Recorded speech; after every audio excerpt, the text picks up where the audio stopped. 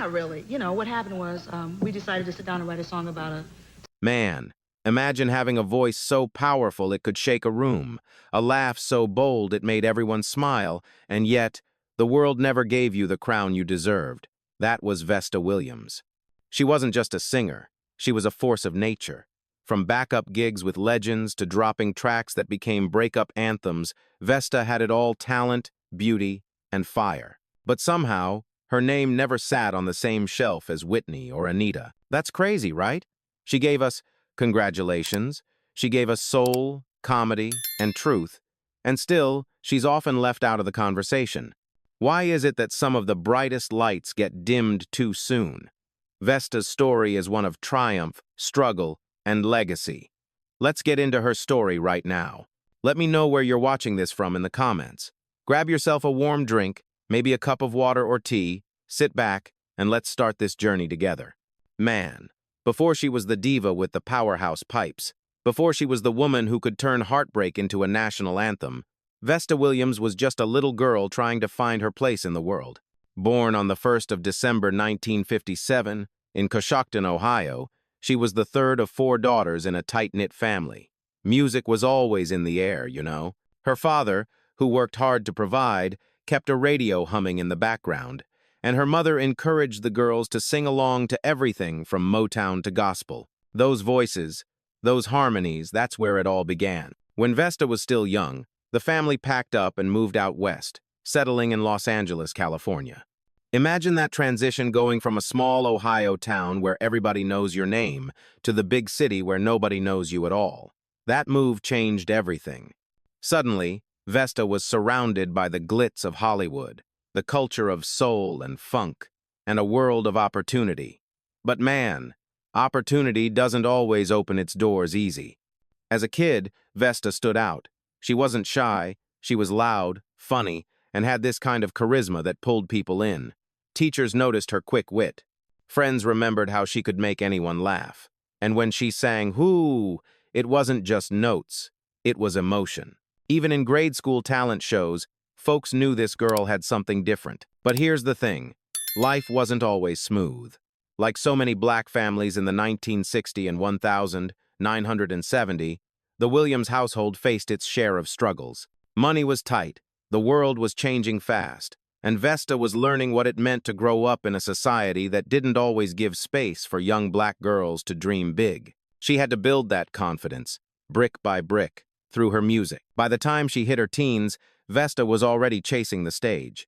She enrolled at Hollywood High School and threw herself into every performance she could find. School plays, talent competitions, local gigs. If there was a mic, Vesta was there. And man, she didn't just sing, she performed.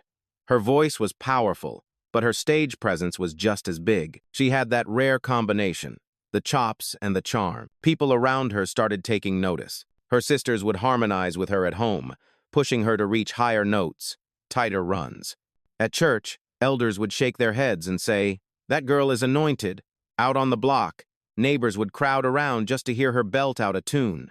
It was like the universe was already preparing her for bigger stages. Still, let's be real, it wasn't easy. Vesta was a black girl in a city full of competition, where image mattered almost as much as talent. She dealt with body image comments even as a teenager, and that stuck with her throughout her life. But instead of breaking her, it gave her this edge, this determination to stand out through her voice, her humor, her vibe.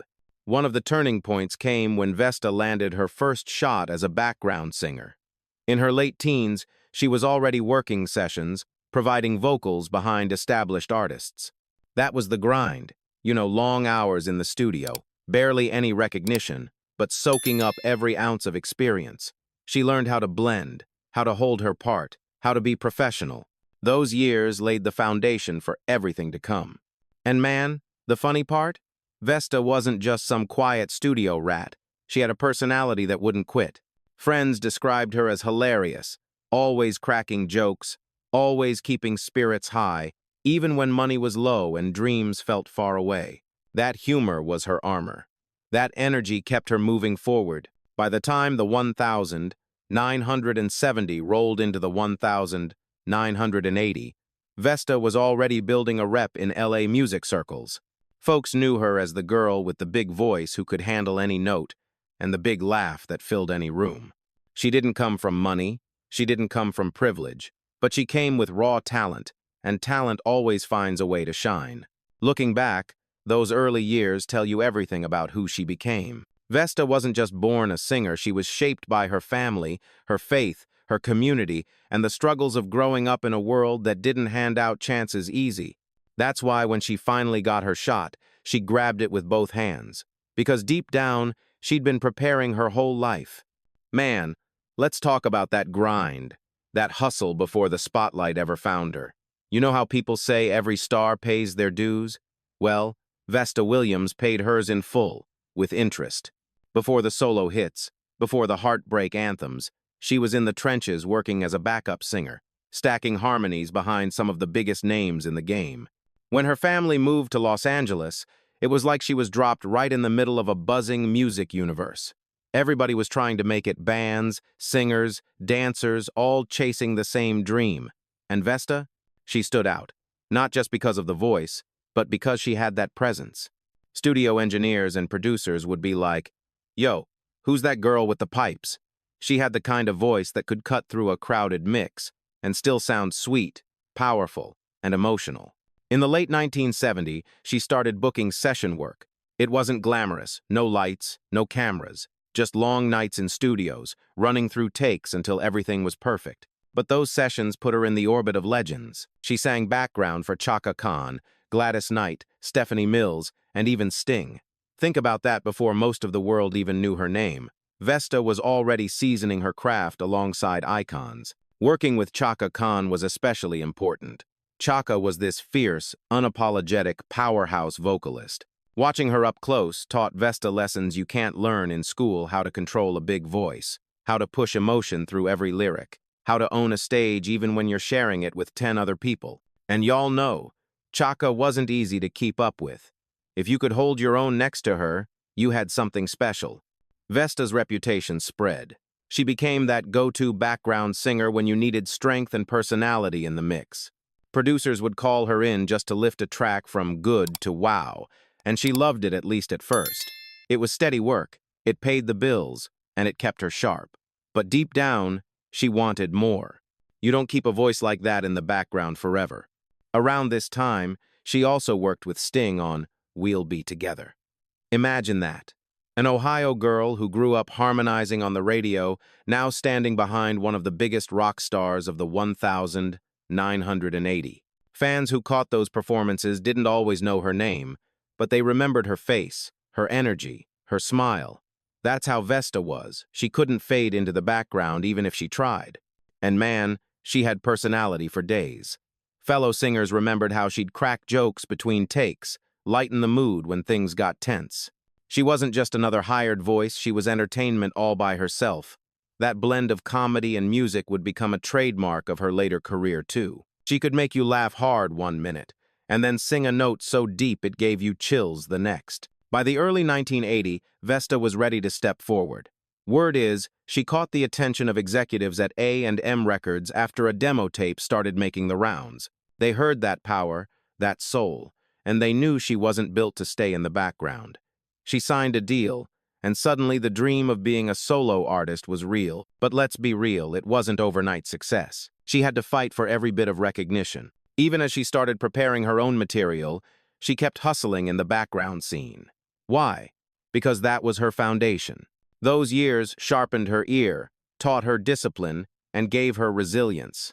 When you're in a studio singing take after take for someone else's song, you learn patience.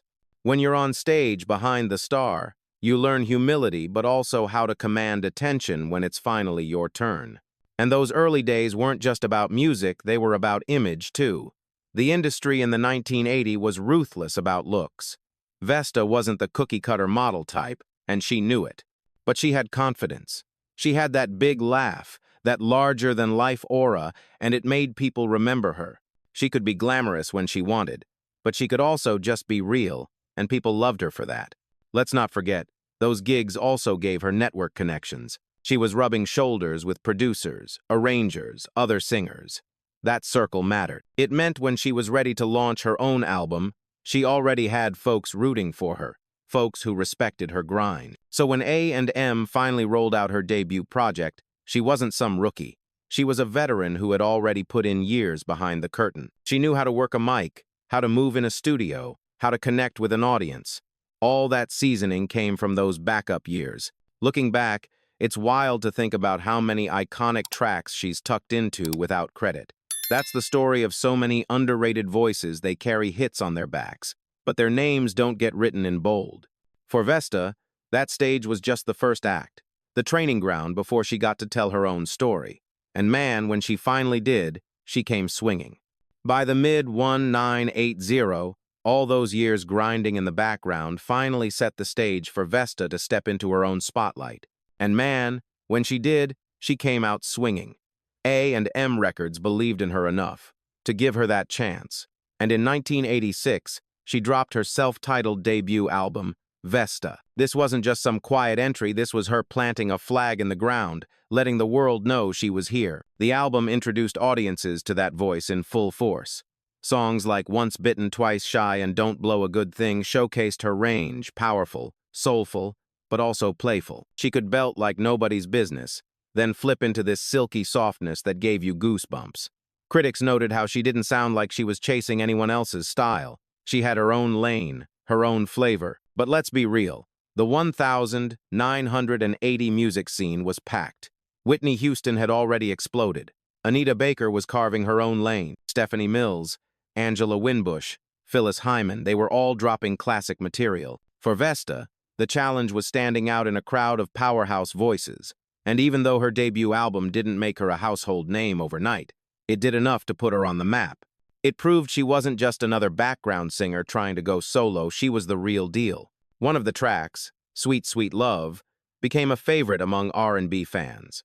It wasn't a massive crossover hit, but people who heard it knew. They felt that sincerity, that blend of vulnerability and strength.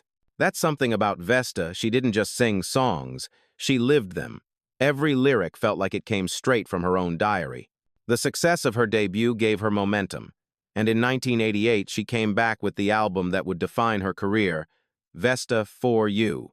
And man, this one hit different. The production was sharper, the songs were stronger, and her confidence was on another level.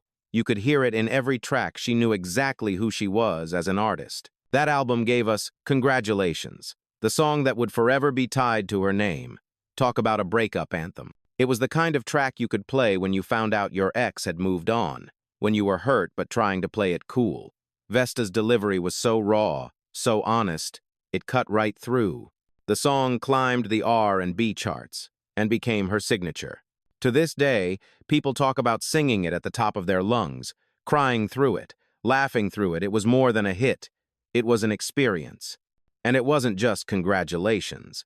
Vesta For You also gave us gems like Sweetest Love and For You.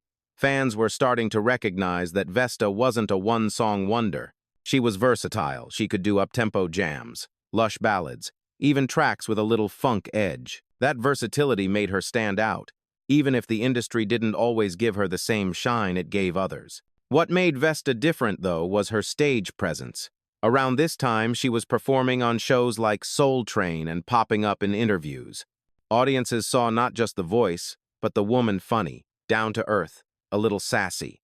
She flirted with Donnie Simpson on Video Soul, and fans still talk about it today. That charisma made her unforgettable. She wasn't just delivering vocals, she was delivering personality. But here's where the bittersweet reality kicks in.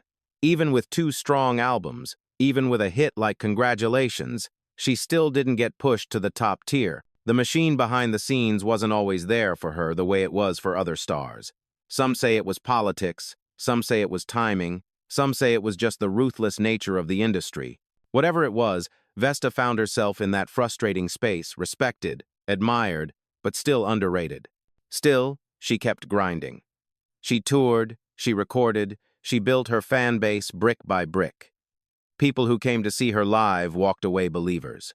She could hold a stage with nothing but a mic and her presence. No gimmicks, no flash, just raw talent. That's something you can't fake. And man, fans connected to her in personal ways. They'd hear her songs and feel like she was telling their story. That's why Congratulations hit so hard. People sang it at weddings, at breakups. In the shower, it became part of their lives. And that's the mark of a true artist, even if the charts didn't always reflect it. By the end of the 1980, Vesta had established herself as a serious voice in R&B. She wasn't just the girl who sang backup for Chaka. She was Vesta, an artist with her own catalog, her own fans, her own place in the conversation. She had proven that she could step out from the background and hold her own. Looking back, those years were the foundation of her solo identity. The debut album showed the promise, and Vesta For You delivered the breakthrough. She had the talent, the looks, the personality, the songs, but man, the industry is a tricky beast. Sometimes it's not about how good you are, but how the system moves around you. And that system never gave Vesta the full flowers she deserved. Still, she was just getting started, and the best and hardest chapters of her story were still ahead. Man, if there was ever a moment when it felt like Vesta Williams was about to take over the world, it was the late 1980 rolling into the early 1990. She had already proven herself with her first two albums, but it was one song, Congratulations, that lit the fire. And wow, what a song. Released off her Vesta For You album in 1988, Congratulations wasn't just a track, it was a phenomenon. The lyrics told the story of heartbreak, of watching someone you love move on, and instead of falling apart, you grit your teeth and wish them well even though it's tearing you up inside. Man, anybody who's ever had their heart broken felt that. And Vesta didn't just sing it, she lived it in every note. Her voice cracked with pain, soared with defiance, and wrapped around the listener like she was sitting next to you, telling her story. The single climbed the Billboard R&B charts, peaking at number 5, and suddenly Vesta was everywhere. Radio couldn't stop playing it, fans couldn't stop singing it. And here's the thing. It wasn't just a song you listened to, it was a song you performed in your living room, in your car, in your shower. People remember belting out Congratulations like it was their personal diary. That connection made it timeless. With that success came TV appearances. She performed on Soul Train, where audiences got to see her charisma live and unfiltered. She flirted with Donnie Simpson on Video Soul, and that playful banter became legendary. Viewers weren't just seeing a singer, they were seeing a woman with personality, with humor, with a spark that made you feel like you already knew her. Vesta also started popping up in acting roles. In 1993, she appeared in the Mario Van Peebles film Posse. She wasn't the lead, but man, she left an impression. Fans still talk about how stunning she looked in that movie.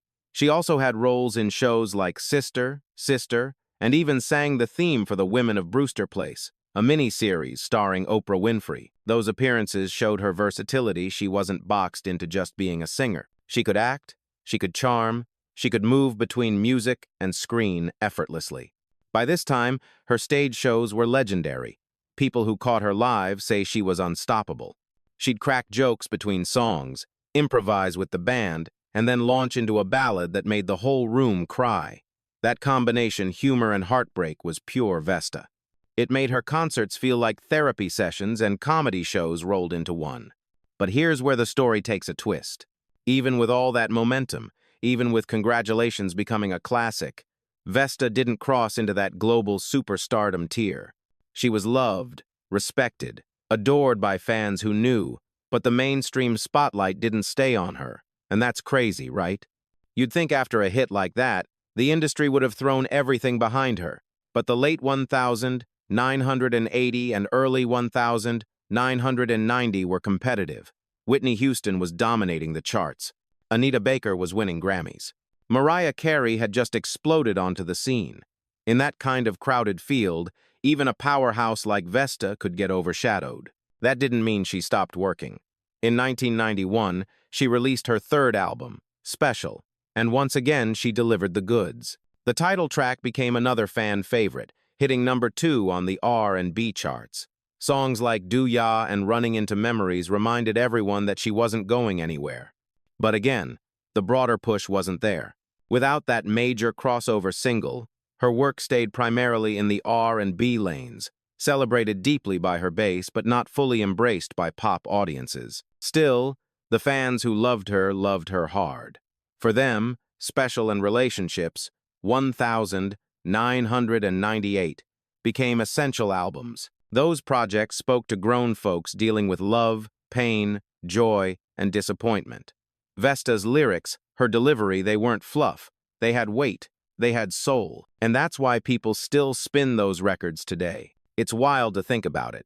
For a moment, she had everything lined up: the hit song, the stage presence, the acting roles, the industry respect. She was a complete package: beauty, brains, humor, talent. And yet the spotlight slipped away. Not because she lost it, but because the industry never fully gave it to her in the first place.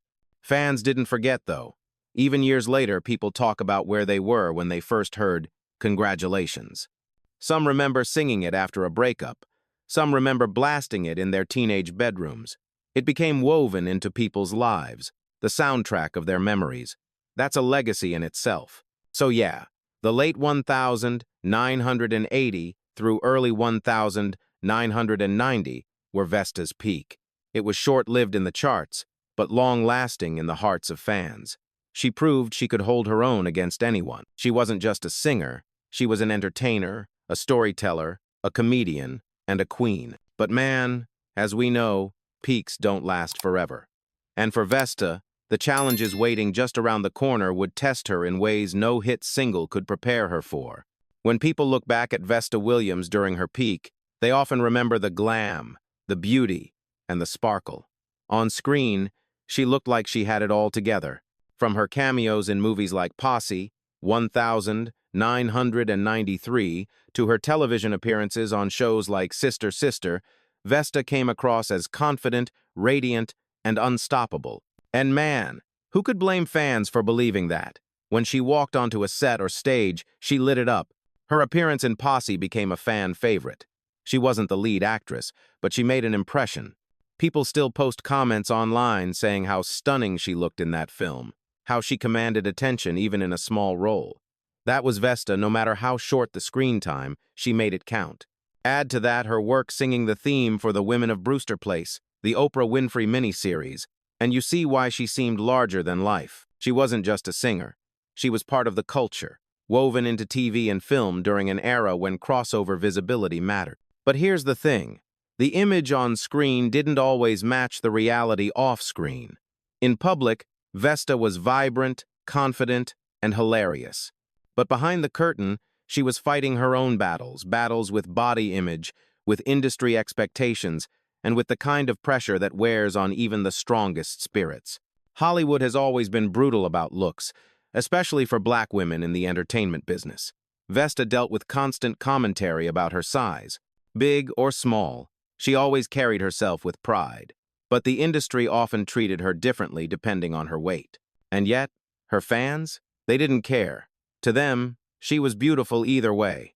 Comments even decades later repeat the same truth. She was always gorgeous, big or small. That disconnect between how the fans loved her and how the industry judged her was one of those painful realities that never quite went away. Then there's the issue of recognition. On film and TV, Vesta seemed like she was everywhere, but in terms of mainstream spotlight, she was still often overlooked. You know how some artists get one cameo and suddenly Hollywood crowns them? That wasn't her story. She got work, but she never got the level of promotion that turned roles into superstardom. That's the underrated part all over again. She had the talent, she had the charisma, but the machine never fully backed her. And let's not forget, while the movies and TV shows painted her as glamorous, she was dealing with demons like many artists of her time. In her unsung episode, she was brutally honest about her struggles with cocaine. She even shared the shocking moment when she realized she could see through the septum in her nose, a consequence of her habit. That wasn't the polished Hollywood image people saw in Posse or on Soul Train. That was raw, painful truth.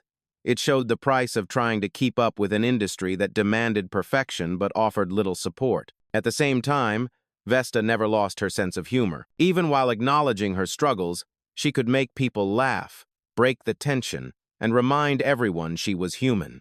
Fans remember her as hilarious as much as they remember her as talented. That duality, laughter on the outside, pain on the inside, was part of her story. So when we talk about film versus facts, It's about more than just screen appearances. It's about the split between perception and reality. On film, she was glamorous. In interviews, she was witty and magnetic. But the facts behind the scenes were heavier. An artist who had to fight for recognition, a woman judged by her size, a soul wrestling with addiction, and a talent that deserved more shine than it ever got. That's the bittersweet truth of Vesta Williams. The world saw one version beautiful, confident, radiant, but the reality was more complex, more human. And in many ways, that complexity is what makes her story resonate even more today. Man, here's where the story takes that dark turn. For every spotlight moment Vesta had, there was a shadow waiting in the wings. And if you really want to understand why she stayed underrated, you gotta look at the battles she fought, not just against the industry, but against herself. First off, the music business is cold. It'll cheer you on one day and forget your name the next. And for women, especially black women, the pressure to look a certain way was relentless. Vesta always stood out for her beauty, but the industry couldn't stop reminding her when she didn't fit their narrow mold. When she was fuller-figured, executives whispered she needed to slim down. When she lost weight, critics still had something to say. Imagine that you can't win either way. Fans loved her, big or small, period. But the industry? They treated her like her voice wasn't enough without the package they wanted. That constant judgment weighed heavy. Then came the drug problem. Vesta never hid from it. In fact, she laid it bare in her unsung episode. She admitted to using cocaine, and not just casually. She described how one day, sitting in her car, she realized she could literally see through the septum in her nose, a brutal reminder of how far the habit had gone. Man, that's chilling. She wasn't glorifying it, she was confessing. And that honesty made fans love her even more. But it also showed just how much pain she was masking behind the jokes and the songs. Part of what fueled that addiction was the grind. Being underrated isn't just about not getting awards, it's about constantly working twice as hard for half the recognition. Vesta was hustling in a system that gave more shine to some and crumbs to others, no matter how talented they were. Watching peers skyrocket while you're still fighting for radio spins, that can crush your spirit. And let's talk about jealousy. Vesta herself spoke about how some established artists were jealous of her. That blew fans' minds. Why would anyone envy her when they were already big? But that's the industry competition, so fierce it eats its own. She wasn't just fighting to climb, she was fending off shade from those above her. Financial struggles came into play too. Without consistent mainstream hits, money didn't always flow steady. Touring, recording, promoting at all costs. And when labels aren't fully backing you, you're left carrying that burden. That kind of stress leads people down dangerous paths. Through all of this, though, Vesta kept that armor of humor. Friends said she could have a room cracking up one minute, then turn around and belt out a ballad that had everyone in tears. That was her survival mechanism, laughter to hide the pain. But inside, she was carrying the weight of rejection, addiction, and unmet potential. The saddest part? Her fans never saw her as less than. They didn't care about the size, the struggles, the industry politics. To them, she was always beautiful, always talented, always queen. It was the gatekeepers, the executives, the critics, who refused to let her stand where she deserved.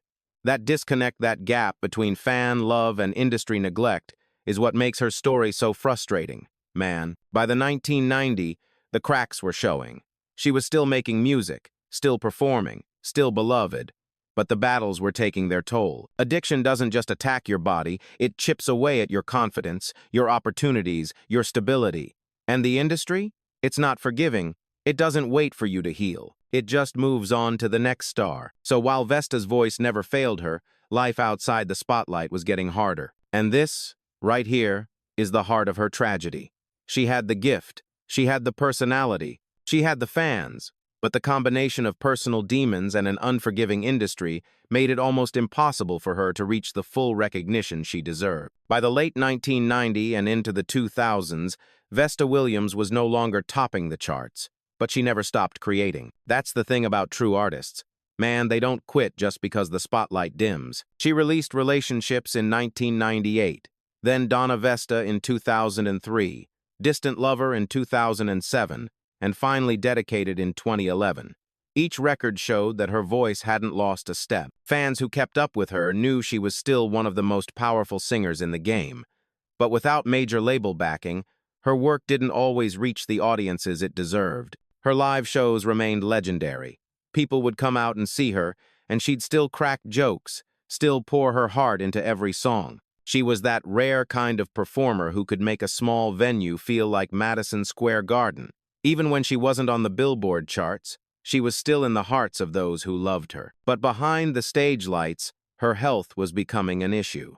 Years of struggling with weight fluctuations, personal stress, and the residue of addiction had taken their toll. By the late 2000s, she was dealing with high blood pressure and other health complications. Friends noticed she sometimes looked tired, though she'd brush it off with humor.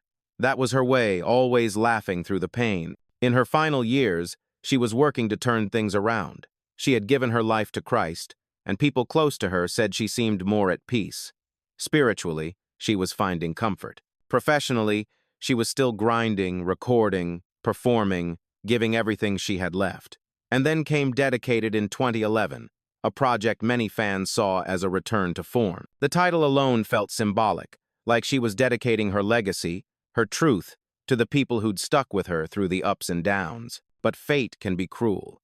On the 22nd of September 2011, Vesta was found dead in her hotel room in El Segundo, California. She was just 53 years old. The initial shock was overwhelming. Fans and peers alike couldn't believe it. Reports confirmed the cause was hypertensive heart disease. Some speculated about her past struggles, but ultimately it was her heart that gave out. And man, that hit hard. A voice like thunder, silenced too soon. The tributes came pouring in. Chaka Khan, one of her earliest mentors, mourned her loss publicly. Artists she had worked with, fans who had grown up singing congratulations, people who'd been touched by her humor and her honesty, all came forward to honor her. Social media lit up with memories, with clips of her performances, with fans crying out about how underrated she had been. Even in her death, that word underrated followed her. People couldn't stop saying it, because it was true. She had the talent to stand with the greatest, but the recognition never matched. And that made her passing feel even heavier. It wasn't just losing a great singer, it was losing a great singer who never got her full flowers while she was here. At her memorial, fans and friends remembered her not just for the voice, but for the woman, the jokes, the laugh, the way she made people feel special. That's the thing about Vesta, she didn't just sing to you, she connected with you. Her death was a reminder of how fragile life is, and how the industry too often overlooks the very people who give it soul. Gone at 53, but leaving behind decades of music, laughter, and love. For those who knew, she was always a queen. And for those who didn't, her story became a wake-up call to never take talent for granted. Man, when you talk about legacy, Vesta Williams is one of those artists who proves that chart positions don't tell the whole story. She may not have had a wall of Grammys or platinum plaques, but what she left behind is something deeper: music that touched souls and a style that inspired generations. First off, let's talk about the songs. Congratulations will always be her signature. It's that rare track that outlives time, the kind of song you can play in 1988, 2008, or today, and it still cuts deep. Heartbreak doesn't go out of style, and Vesta's delivery made it timeless. Fans still share stories about singing it through tears, blasting it after a breakup, or even using it as a way to heal. That's more powerful than any chart number. But it wasn't just congratulations. Songs like Special, Sweet Sweet Love, Once Bitten, Twice Shy, Hunger, and later Dedicated all show different shades of her artistry. She could be sultry, playful, vulnerable, or strong. That range made her one of the most versatile R&B vocalists of her era. She wasn't boxed into one lane, and because of that, her catalog still feels fresh, still worth revisiting. Other singers took notice, too. Vesta influenced a whole generation of vocalists who came up after her. Artists like Jill Scott, Lala Hathaway, and even Jennifer Hudson have carried echoes of that big, expressive style. Lala Hathaway once performed Vesta's I'm Coming Back, and fans called it one of the most emotional live tributes ever. That's the kind of reach Vesta had. Her songs became part of the fabric for those who followed. And you can't talk about her influence without mentioning her live performances. Younger artists studied how she commanded a stage. No pyrotechnics, no crazy gimmicks, just raw talent, humor, and presence. She showed that if you had the goods, you didn't need smoke and mirrors. That's a lesson many performers today still lean on. On top of that, her work as a background singer deserves recognition. Before she went solo, she was already shaping the sound of other legends' records.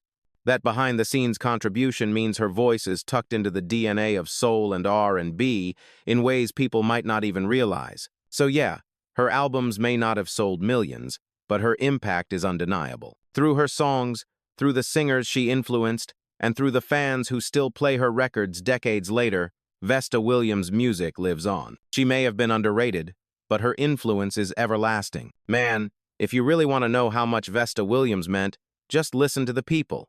Years after her passing, fans still light up when they talk about her, not because she was on every magazine cover, but because she left something more personal: memories, laughter, and a voice that felt like it belonged to them.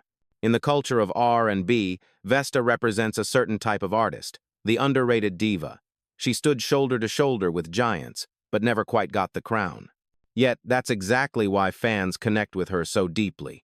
She's the reminder that talent alone isn't always enough in a harsh industry, and that some of the brightest lights shine outside the mainstream spotlight. Her fans constantly talk about how beautiful she was. Big or small, period, they say. She challenged narrow beauty standards just by existing as herself.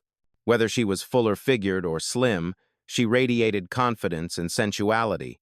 That made her an early symbol of body positivity before the term was even common. Women saw her and thought, if she can own it, so can I. And then there was the humor. Vesta was hilarious, y'all. Interviews, live shows, backstage moments, she always had people laughing. That part of her personality is one of the most remembered. It's why fans still share clips of her flirting with Donnie Simpson or cracking jokes before hitting impossible high notes. That duality, comedian and powerhouse singer, made her unforgettable. In cultural memory, she's also tied to her film and TV appearances. People still bring up Posse, saying how gorgeous she looked, or The Women of Brewster Place, where her voice helped tell a story bigger than herself. Those appearances cemented her in the broader fabric of black entertainment during the late 1980 and early 1990. Most importantly, though, her fans refused to let her be forgotten. On YouTube, in comment sections, in fan forums, you'll see people reminiscing about the first time they heard "Congratulations," or how her music helped them through tough times. Some even credit her songs with helping them survive heartbreak or depression. That's legacy on a human level. So culturally, Vesta stands as more than just a singer.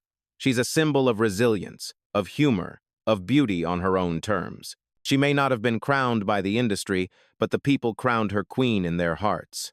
And honestly, that's a throne that lasts longer than any chart position. Man, when you look back at the life of Vesta Williams, it's impossible not to feel both awe and sadness. Awe, because she was truly one of a kind, a powerhouse vocalist, a comedian, a beauty, a presence that could light up any room. Sadness, because she never received the full recognition she deserved while she was here. That's the bittersweet part of her story.